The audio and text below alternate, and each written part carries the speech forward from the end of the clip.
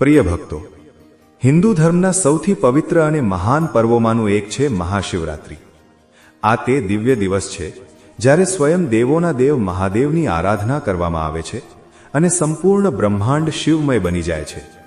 આજે હું તમારી સમક્ષ મહાશિવરાત્રિની તે પવિત્ર અને પ્રાચીન કથા લઈને આવ્યો છું, જેનું મહત્વ શબ્દોમાં વર્ણવવું અશક્ય છે. શાસ્ત્રોમાં વર્ણવેલ છે કે આ કથા માત્ર એક વાર્તા નથી, પરંતુ સાક્ષાત મહાદેવના આશીર્વાદ છે. આ કથા સાંભળવા માત્રથી મનુષ્યના જીવનની દરિદ્રતા, ગરીબી અને જૂનામાં જૂના દુઃખ દર્દ જડમૂળથી સમાપ્ત થઈ જાય છે.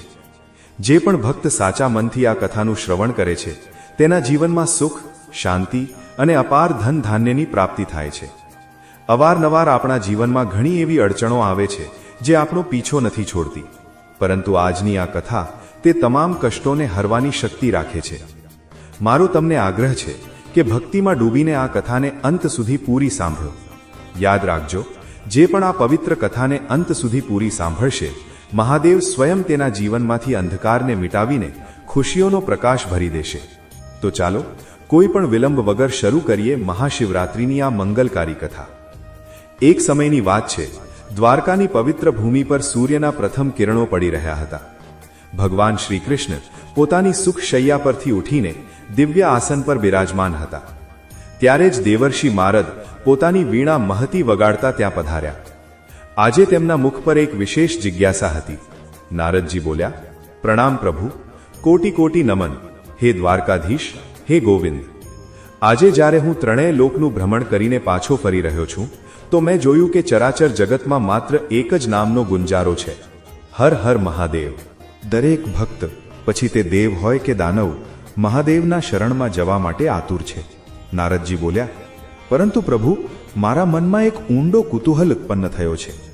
શાસ્ત્રોમાં મહાદેવને જટિલ તપસ્યાઓના સ્વામી બતાવવામાં આવ્યા છે, તો શું ભોલેનાથ માત્ર તેમના પર જ કૃપા કરે છે જે વેદોના પ્રકાંડ વિદ્વાન છે? શું તેમની દયા માત્ર તે યોગીઓ માટે સુરક્ષિત છે જે હજારો વર્ષો સુધી વાયુ પીને હિમાલયની કંદરાઓમાં તપ કરે છે? હે મધુસૂદન, શું કોઈ એવો પણ સરળ માર્ગ છે જેનાથી એક અતિ નિર્ધન, અજ્ઞાની, વ્યાધિઓથી ગ્રસ્ત અને પાપોના દલદલમાં ડૂબેલી વ્યક્તિ પણ તે પરમપદ પામી શકે? શું મહાદેવ તેની પણ દરિદ્રતા અને જન્મ જન્માંતરના કષ્ટોને ક્ષણવારમાં હરી શકે છે? કૃપા કરી મને મહાશિવરાત્રિનો તે રહસ્યમય ઇતિહાસ સંભળાવો જેણે ભક્તિની વ્યાખ્યા બદલી નાખી.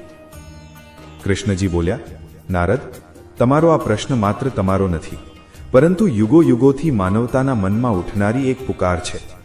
સત્ય તો એ છે કે મહાદેવને સમજવા સાક્ષાત બ્રહ્મને સમજવા જેવું છે. તેઓ આશુતોષ છે, જેનો અર્થ જ એ છે કે તેઓ બહુ જલ્દી, બહુ અલ્પ પ્રયત્નોથી પ્રસન્ન થઈ જાય છે. શિવની સત્તામાં વિધિ વિધાન, મંત્રોના ઉચ્ચારણ અને ઉપચારો કરતાં ક્યાંય વધુ ભાવ અને સમર્પણનું મહત્વ છે. કૃષ્ણજી બોલ્યા, આજે હું તમને એક એવી પ્રાચીન કથા સંભળાવું છું જે કર્મ અને નિષ્પાપ ભક્તિના અદ્ભુત સંગમથી ભરેલી છે. આ કથા કોઈ રાજા કે ઋષિની નથી, પરંતુ એક એવી વ્યક્તિની છે જેને સમાજે અછૂત અને પાપી માન્યો હતો. આ કથા છે અતિ નિર્ધન શિકારી લુબ્ધકની. ધ્યાનથી સાંભળો દેવર્ષિ, કારણ કે આ કથાના ગાઢ અંધકાર અને સંઘર્ષપૂર્ણ અંતમાં એક એવું સત્ય છુપાયેલું છે જે ન માત્ર કોઈનું જીવન બદલી શકે છે, પરંતુ આત્માને પરમાત્મા સાથે મેળવવાનો સૌથી સરળ દ્વાર પણ ખોલી શકે છે. કૃષ્ણજી બોલ્યા, નારદ, પ્રાચીન કાળમાં વારાણસીની સીમાઓ પર એક અત્યંત ભયાનક અને ગાઢ જંગલ હતું. ત્યાં લુબ્ધક નામનો એક શિકારી પોતાની નાનકડી ઝૂંપડીમાં રહેતો હતો. તેના પરિવારનો બોજ તેના ખભા પર પહાડ જેવો ભારે હતો. ઘરમાં વૃદ્ધ અને દ્રષ્ટિહીન માતા પિતા હતા. એક નિષ્ઠાવાન પત્ની અને નાના નાના બાળકો હતા. લુબ્ધક જન્મથી હિંસક નહોતો, પણ પેટની આગે તેને નિર્દય બનાવી દીધો હતો. તેના માટે જીવ હત્યા ધર્મ નહીં, પરંતુ પરિવારને જીવિત રાખવાની એક મજબૂરી હતી. એક વર્ષ નિયતિએ તેને એવી પરીક્ષામાં નાખ્યો કે ચારે બાજુ દુકાળ પડ્યો. જંગલ સુકાવા લાગ્યું અને જંગલી જાનવરો ઊંડા વનોમાં છુપાઈ ગયા. 7 દિવસ વીતી ગયા હતા. લુબ્ધકના ઘરમાં અનાજનો એક દાણો પણ પહોંચ્યો નહોતો. તેના બાળકો ભૂખથી બેદમ થઈને ફ્લોર પર પડ્યા હતા. અને મા બાપના કાંપતા અવાજો તેને અંદર સુધી હચમચાવી રહ્યા હતા. લાચાર થઈને તેણે ગામના એક લાલચુ અને પાષાણ હૃદયના સાહુકાર પાસેથી કેટલીક સુવર્ણ મુદ્રાઓ ઉધાર લીધી હતી. નારદજી બોલ્યા, સાહુકાર, તે તો દરિદ્ર લોકોનું લોહી ચૂસનારા હોય છે. શું તેણે લુબ્ધકની દશા પર દયા ન કરી? કૃષ્ણજી બોલ્યા, ના નારદ, દયા તો તેના શબ્દકોશમાં જ નહોતી. જ્યારે લુબ્ધક દેવું ન ચૂકવી શક્યો તો તે ક્રૂર સાહુકારે મહાશિવરાત્રિના જ પવિત્ર દિવસે તેને બંદી બનાવી લીધો. તેને ઢસડીને લઈ જવામાં આવ્યો અને એક અંધારી ભેજવાળી કોટડીમાં નાખી દેવામાં આવ્યો. પણ જુઓ મહાદેવની લીલા, તે કોટડી સાહુકારના ભવ્ય શિવાલયની પાછળની દિવાલ સાથે જોડાયેલી હતી. આખો દિવસ તે શિવાલયમાં ભક્તોનો મેળો જામ્યો હતો. વિદ્વાન પંડિતોના કંઠે શિવપુરાણની કથાઓ ગુંજી રહી હતી. ઓમ નમઃ શિવાયના મંત્રોથી વાયુમંડળ ગુંજી રહ્યું હતું. લુબ્ધક ભૂખ્યો તરસ્યો તે કાળ કોટડીની માટી પર પડ્યો તડપી રહ્યો હતો. પણ ન ઈચ્છવા છતાં પણ તેના કાનમાં ભગવાન શિવના મહિમાના શબ્દો અમૃત બનીને ઓગળી રહ્યા હતા. તેને ખબર જ ન પડી કે મહાદેવની કથા સાંભળતા સાંભળતા તે અજાણતામાં શ્રવણ ભક્તિનું ફળ પ્રાપ્ત કરી રહ્યો છે અને તેનું હૃદય ધીરે ધીરે નિર્મળ થઈ રહ્યું છે. નારદજી બોલ્યા, અદ્ભુત પ્રભુ, અજાણતામાં જ સાચું, પણ તેણે શિવના નામનો આશરો તો લીધો. પછી તે સાહુકારે તેની સાથે શું કર્યું? કૃષ્ણજી બોલ્યા, સાંજ પડતા જ સાહુકાર ગાજતો ગાજતો કોટડી પાસે આવ્યો. તેણે લુબ્ધકને બહાર કાઢ્યો અને બોલ્યો, જો લુબ્ધક, સૂરજ આથમવાનો છે. જો તે આજ રાતની અંદર મારો હિસાબ ન કર્યો તો કાલે સવાર પડતા પહેલા હું તારા પરિવારને ગામની સરહદથી બહાર ફેંકાવી દઈશ. તેઓ ભૂખથી તડપીને મરે કે જંગલી જાનવરો તેમને ખાઈ જાય, મને ફેર નથી પડતો. જા, આ તારી છેલ્લી તક છે. લુબ્ધક બોલ્યો, શેઠજી, મને પથ્થર મારી લો, પણ મારા બાળકોને ન સતાવો. હું આજે રાત્રે મારી જાન જોખમમાં મૂકીને ને પણ કોઈ શિકાર લાવીશ. હું તે મહાદેવના સોગંદ ખાઈને કહું છું, જેમનો ગુંજારો આજે ચારે બાજુ છે, કે કાલે સવારે તમારો હિસાબ ચૂકતે કરી દઈશ. કૃષ્ણજી બોલ્યા, નારદ, લુબ્ધક ત્યાંથી પાગલોની જેમ ભાગ્યો. તેના હાથ ધ્રુજી રહ્યા હતા. પેટમાં ભૂખની લહેરો ઉઠી રહી હતી, પણ મનમાં માત્ર એક જ લક્ષ્ય હતું, શિકાર. તે ગાઢ જંગલની વચ્ચે એક જળાશયના કાંઠે જઈ પહોંચ્યો. તે જાણતો હતો કે રાતના સન્નાટામાં તરસ્યા જાનવરો પોતાની તરસ छिपाવવા અહીં જરૂર આવશે. સુરક્ષા અને શિકારના યોગ્ય અવસર માટે તે એક વિશાળ ઝાડ પર ચડી ગયો. તે બિલ્વ એટલે કે બિલીનું ઝાડ હતું. કૃષ્ણજી બોલ્યા, અંધારી રાત, ડરામણા અવાજો અને કાળ જેવો સન્નાટો. લુબ્ધક તે ઝાડની ડાળીઓ વચ્ચે છુપાઈને બેસી ગયો. પણ તેને આ વાતનો જરાય અંદાજ નહોતો કે તે ઝાડના મૂળ પાસે સૂકા પાંદડાઓના ઢગલા નીચે એક પ્રાચીન શિવલિંગ દબાયેલું હતું, જે યુગોથી કોઈ ભક્તની રાહ જોઈ રહ્યું હતું. નિયતિએ તે રાત્રે એક એવો ખેલ રચ્યો હતો, જ્યાં એક પાપી શિકારી અજાણતામાં જ તે મહાકાલની સૌથી નજીક પહોંચી ગયો હતો. કૃષ્ણજી બોલ્યા, રાતનો પહેલો પ્રહર શરૂ થયો. કડકડતી ઠંડી વધી રહી હતી અને હવાના ઝોકાથી લુબ્ધકનું શરીર ધ્રુજી રહ્યું હતું. ઝાડ પર પોતાની જગ્યા બનાવવા અને સામેનું દ્રશ્ય સાફ કરવા માટે લુબ્ધકે કેટલીક ડાળીઓને અજાણતામાં જ તોડી. કડકડતી ઠંડી હોવા છતાં ભૂખ અને તણાવના કારણે તેના શરીર પરથી પરસેવાના ટીપા ટપક્યા. તે ટીપા અને તે તૂટેલા બિલીપત્રો સીધા નીચે તે શિવલિંગ પર પડ્યા. નારદ અજાણતામાં જ સાચું, પણ તે પાપીના હાથે મહાદેવનો જલાભિષેક અને બિલ્વ અર્ચન થઈ ગયું. ત્યારે જ એક ગર્ભવતી હરણી ત્યાં જળ પીવા આવી. લુબ્ધકની આંખોમાં ચમક આવી ગઈ.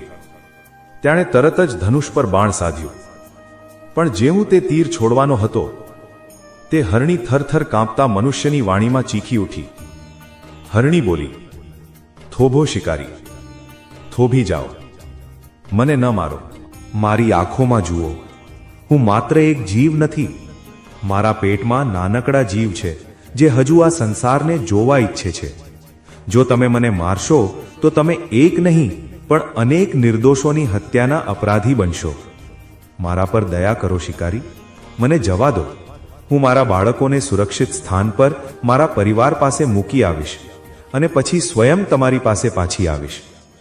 લુબ્ધક બોલ્યો, હું તારા પર વિશ્વાસ કેવી રીતે કરું?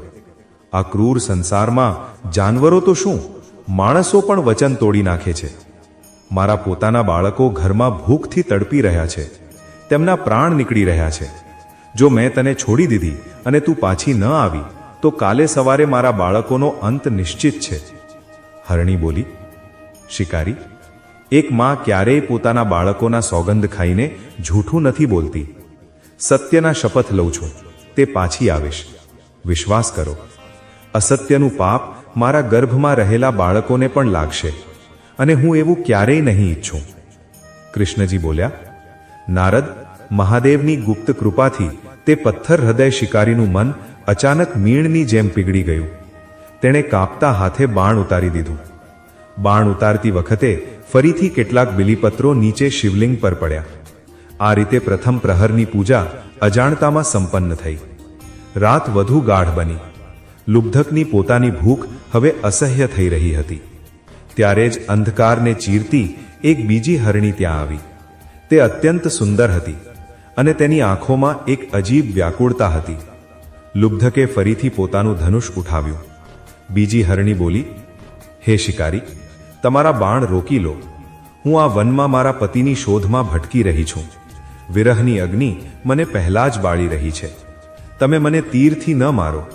મને બસ એકવાર મારા સ્વામીને મળી લેવા દો. હું વચન આપું છું કે તેમના દર્શન કરી અને તેમને અંતિમ વિદાય આપીને હું સ્વયં તમારી પાસે પાછી આવીશ. લુબ્ધક બોલ્યો, આ જંગલ બહુ વિચિત્ર છે નારદ. દરેક જાનવર અહીં મનુષ્યની જેમ વાતો કરી રહ્યું છે અને મોટા મોટા વચનો આપી રહ્યું છે.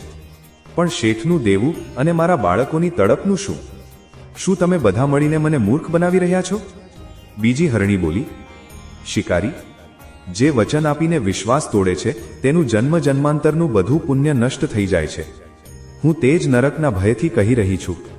મારા પર ભરોસો કરો, હું પાછી આવીશ. કૃષ્ણજી બોલ્યા. લુબ્ધકે એક લાંબો શ્વાસ લીધો અને તેને પણ જવા દીધી. આ વખતે પણ તેના હલનચલનથી કેટલાક વધુ બિલીપત્રો નીચે શિવલિંગ પર પડ્યા અને દ્વિતીય પ્રહરની પૂજા પણ પૂર્ણ થઈ. હવે રાતનો ત્રીજો પ્રહર શરૂ થયો. લુબ્ધકનું મન હવે પહેલા જેવું રહ્યું નહોતું. તેની અંદરની ક્રૂરતા ધીરે ધીરે શાંત થઈ રહી હતી. ત્યારે જ ઝાડીઓમાં સરસરાટ થયો અને એક બળવાન તેજસ્વી મૃગ, હરણ, ત્યાં આવ્યો. લુબ્ધકે પોતાને સંભાળ્યો અને વિચાર્યું, બેને છોડી દીધા. હવે તો કોઈ બહાનું નહીં ચાલે. પરિવારને બચાવવો હોય તો આને મારવો જ પડશે. મૃગ બોલ્યો, હે શિકારી, જો તમે અહીં મારી બે પત્નીઓને જોઈ હોય તો કૃપા કરી મને એકવાર તેમને મળી લેવા દો. હું તેમનો રક્ષક છું, તેમનો પતિ છું. હું તેમને અંતિમ નિર્દેશ આપવા ઈચ્છું છું કે મારા પછી તેમને બાળકોનું ધ્યાન કેવી રીતે રાખવાનું છે. ત્યારબાદ હું સ્વયં તમારા બાણોનું ભોજન બનવા માટે પાછો આવી જઈશ. લુબ્ધક બોલ્યો, મૃગ, શું તમે બધાએ મળીને મને મૂર્ખ સમજવાની યોજના બનાવી છે?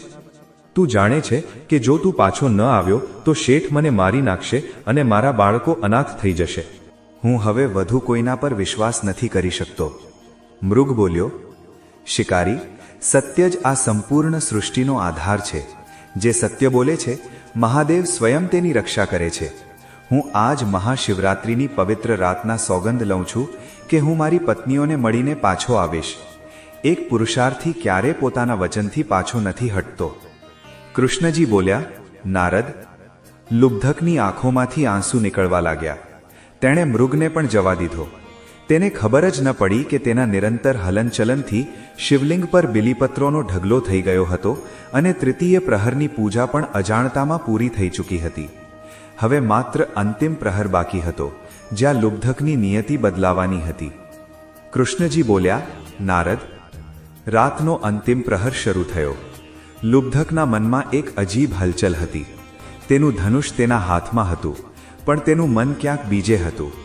તે વિચારવા લાગ્યો, આ પશુ, જેમને આપણે અજ્ઞાની સમજીએ છીએ, તેઓ પોતાના વચનના કેટલા પાક્કા છે. તેઓ મૃત્યુના દ્વાર પર ઊભા રહીને પણ સત્ય નથી છોડી રહ્યા.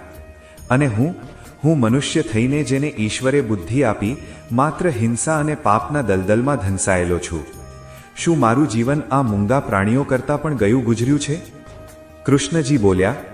એટલામાં પરોઢનું પહેલું કિરણ ફૂટવાનું જ હતું. લુબ્ધક નિરાશ થઈને ઝાડ પરથી ઉતરવાનું વિચારી જ રહ્યો હતો કે અચાનક તેણે સામેનું દ્રશ્ય જોયું અને તેના હોશ ઉડી ગયા. તે આખું હરણ પરિવાર, બંને હરણીઓ, તેમના નાનકડા બાળકો અને તે તેજસ્વી મૃગ, બધાના બધા એક સાથે ત્યાં ઊભા હતા.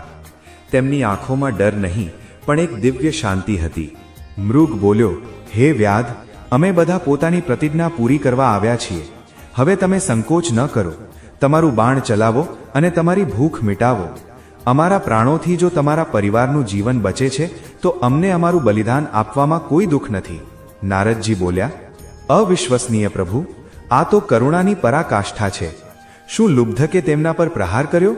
કૃષ્ણજી બોલ્યા, ના નારદ, તે દૃશ્યએ લુબ્ધકની અંદરના શિકારીને હંમેશ માટે મારી નાખ્યો. તેનું ધનુષ હાથમાંથી છૂટી ગયું અને તે ધ્રુસકે રડવા લાગ્યો. તેની આંખોમાંથી નીકળનારા આંસુઓએ તેના વર્ષોના પાપ ધોઈ નાખ્યા. લુબ્ધક બોલ્યો, ધિક્કાર છે મારા પર, ધિક્કાર છે મારી આ ભૂખ પર. આ મૂંગા પ્રાણીઓ સત્ય અને ધર્મ માટે પોતાની જાન હથેળી પર રાખીને આવ્યા છે અને હું મારા આ નશ્વર શરીર માટે નિરંતર પાપ કરતો રહ્યો. હે મહાદેવ, મને ક્ષમા કરો. હવે મારે આ શિકાર નથી જોઈતો. જો મારા બાળકો ભૂખે મરે છે તો આ મારી નિયતિ હશે, પણ હું હવે વધુ રક્ત નહીં વહાવું. કૃષ્ણજી બોલ્યા. એટલું કહીને લુબ્ધકે પોતાનું ધનુષ ઘૂંટણથી તોડી નાખ્યું અને નીચે પડીને જોરથી રડવા લાગ્યો. તેણે શિવલિંગની ઉપર જમા થયેલા બધા પાંદડાઓને પોતાના હાથથી સાફ કર્યા. ત્યારે જ અચાનક આખા જંગલમાં એક તીવ્ર અલૌકિક પ્રકાશ ફેલાઈ ગયો. આકાશમાંથી ફૂલોની વર્ષા થવા લાગી અને હર હર મહાદેવનો ગુંજારો સંભળાવા લાગ્યો. કૃષ્ણજી બોલ્યા, સાક્ષાત ભગવાન શિવ નંદી પર સવાર થઈને ત્યાં પ્રગટ થયા. તેમના ગળામાં નાગરાજ વાસુકી, મસ્તક પર બાળ ચંદ્રમા, જટાઓમાંથી વહેતી મા ગંગા અને ત્રિનેત્રોમાં કરુણાનો સાગર. લુબ્ધકની સામે સાક્ષાત મૃત્યુંજય ઊભા હતા. ભગવાન શિવે પોતાનો વરદહસ્ત ઉઠાવ્યો અને બોલ્યા, વત્સ, લુબ્ધક, ઉઠો. તે અજાણતામાં જ સાચું પણ મહાશિવરાત્રિના ચારે પ્રહરોની પૂર્ણ વિધિથી પૂજા કરી છે. તારી ભૂખ અને તરસ એ તારો ઉપવાસ પૂરો કર્યો અને તારી કરુણાએ મને જીતી લીધો. આજથી તારી દરિદ્રતા અને તારા પાપોનો અંત થાય છે. તારો પરિવાર હવે ક્યારેય ભૂખ્યો નહીં રહે અને અંત સમયમાં તને મારું પરમ પદ પ્રાપ્ત થશે. નારદજી બોલ્યા, ધન્ય છે મહાદેવ અને ધન્ય છે તે શિકારી. પ્રભુ, આજે તમે સિદ્ધ કરી દીધું કે ભોલેનાથ માટે માત્ર ભાવ જ સર્વોપરી છે. જે અજાણતામાં પણ તેમનું નામ લઈ લે તેનો બેડો પાર થઈ જાય છે. કૃષ્ણજી બોલ્યા, આજ તો શિવ તત્વ છે નારદ. મહાશિવરાત્રિ માત્ર એક વ્રત નહીં પણ આત્માના જાગરણની રાત છે. જે લુબ્ધકની સમાન પોતાના અહંકાર અને બુરાઈઓનું ધનુષ તોડી નાખે છે, શિવ સ્વયં તેના હૃદયમાં નિવાસ કરવા આવે છે. મહાદેવ બોલ્યા, ઉઠો લુબ્ધક, પોતાની આંખો ખોલો. તે અજાણતામાં જ મારી પ્રિય શિવરાત્રિનો મહાપર્વ પૂર્ણ કર્યો છે. તારી દયાએ આ અબોલ જીવોને જીવન દાન આપ્યું અને તારી નિષ્પાપ ભક્તિએ મારું હૃદય જીતી લીધું. તારી વ્યાકુળતા, તારી ભૂખ અને અજાણતામાં ચઢાવેલા તે બિલીપત્રો મારા માટે કોઈ મહાન તપસ્યાથી ઓછા નહોતા. માંગ વત્સ, શું ઈચ્છે છે? લુબ્ધક બોલ્યો, પ્રભુ, સાક્ષાત મૃત્યુંજયને પોતાની સમક્ષ પામીને હવે ભલા શું શેષ રહી ગયું છે? મને ધન નથી જોઈતું, મને વૈભવ નથી જોઈતું. આ પાપી હાથ હવે વધુ રક્ત નહીં વહાવે. બસ તમારી અનંત શરણમાં લઈ લો. મારી દરિદ્રતા, મારો આ હિંસક અહંકાર, મારા જન્મોના પાપ બધું તમારા આ ચરણોમાં અર્પિત છે. મને બસ પોતાનો બનાવી લો મહાદેવ. કૃષ્ણજી બોલ્યા. મહાદેવે મંદ સ્મિત સાથે લુબ્ધકને વરદાન આપ્યું અને અંતર્ધ્યાન થઈ ગયા. નારદ, જ્યારે લુબ્ધક આગલી સવારે પોતાના ઘરે પહોંચ્યો તો તેની આંખોને પોતાની જ દૃષ્ટિ પર વિશ્વાસ ન આવ્યો. તે તૂટેલી ભેજવાળી ઝૂંપડી એક ભવ્ય સુવર્ણ મહેલમાં બદલાઈ ચૂકી હતી. જેવો તે અંદર ગયો, તેણે જોયું કે તેના વૃદ્ધ અને દૃષ્ટિહીન માતા પિતાની આંખોની જ્યોતિ પાછી આવી ગઈ હતી. તેઓ પોતાના પૌત્ર પૌત્રીઓ સાથે રમી રહ્યા હતા. ઘરના આંગણામાં સુવર્ણ મુદ્રાઓના અંબાર લાગ્યા હતા, જેનાથી 7 પેઢીઓની ગરીબી મટી શકતી હતી. કૃષ્ણજી બોલ્યા, પણ સૌથી મોટો ચમત્કાર તો હજુ બાકી હતો. એ જ ક્રૂર અને લાલચુ સાહુકાર જે કાલ સુધી લુબ્ધકની જાનનો દુશ્મન બન્યો હતો, આજે હાથ જોડીને લુબ્ધકના ચરણોમાં પડ્યો હતો. તે ધ્રુસકે રડતા ક્ષમા માંગી રહ્યો હતો, કારણ કે તેને પણ રાતના અંતિમ પ્રહરમાં મહાદેવે સ્વપ્નમાં દર્શન આપીને તેના પાપોનો બોધ કરાવ્યો હતો. નારદજી બોલ્યા, નારાયણ નારાયણ, પ્રભુ, આ તો અવિશ્વસનીય ચમત્કાર છે. એક રાતની અજાણી પૂજા, જેમાં ન કોઈ મંત્ર હતો ન કોઈ વિધિ, તેણે તે શિકારીનું આખું પ્રારબ્ધ જ બદલી નાખ્યું. શું મહાદેવ એટલા સરળ છે? કૃષ્ણજી બોલ્યા, હા નારદ, કારણ કે તે રાત્રે લુબ્ધકે માત્ર ઉપવાસ નહોતો કર્યો, પરંતુ તેણે અહિંસાનો પરમ ધર્મ નિભાવ્યો અને સત્યની શક્તિને ઓળખી. મહાદેવ પથ્થરો કે મંત્રોમાં નહીં, પરંતુ કરુણા અને ઈમાનદારીમાં વસે છે. જે કોઈ પણ મહાશિવરાત્રિના 4 પ્રહરોમાં પોતાની અંદરની બુરાઈનો ત્યાગ કરે છે, મહાદેવ તેના જીવનની અમાસને પૂનમના પ્રકાશથી ભરી દે છે. ગરીબી માત્ર ધનની નથી હોતી નારદ, અસલી ગરીબી તો મનની સંકુચિતતા છે, અને મહાદેવ તે મનને બ્રહ્માંડ જેટલું અમીર બનાવી દે છે.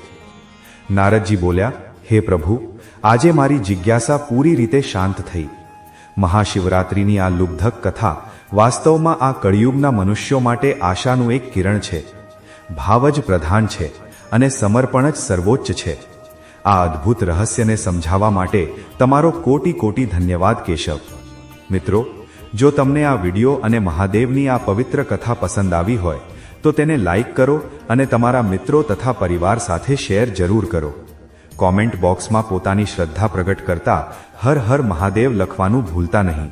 અને આવી જ ભક્તિમય કથાઓ તથા આધ્યાત્મિક જાણકારીઓ માટે અમારી ચેનલને સબસ્ક્રાઇબ કરવાનું બિલકુલ ન ભૂલતા. મહાદેવ તમારી બધી મનોકામનાઓ પૂર્ણ કરે. જય શ્રી કૃષ્ણ. ધન્યવાદ.